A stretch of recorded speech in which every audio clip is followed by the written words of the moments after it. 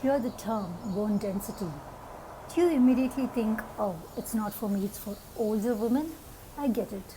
I used to think that too some time ago.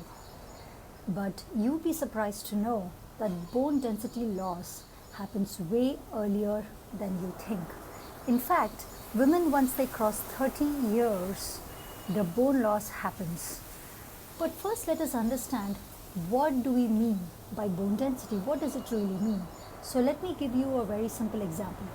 Think about a honeycomb, bees and honeycomb.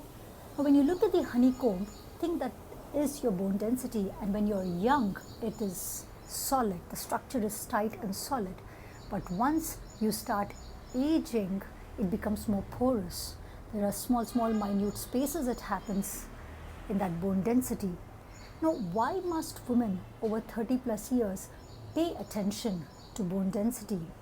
Number one, understand this, that we hit peak bone mass once we touch 30. But once we cross 30, the bone loss starts happening rapidly. And there are a number of factors for this. But one important factor, of course, are our hormones. And the key hormone is estrogen. Once the estrogen starts dropping, that is when the bone loss starts happening rapidly. And you must have seen it in older women, like for example your mothers, your grandmothers, your aunts, a simple fall here, a fracture there, osteoporosis, which is very common in 60 and 60 plus year old women. Let me tell you, it didn't start then, it started decades earlier. And why is that?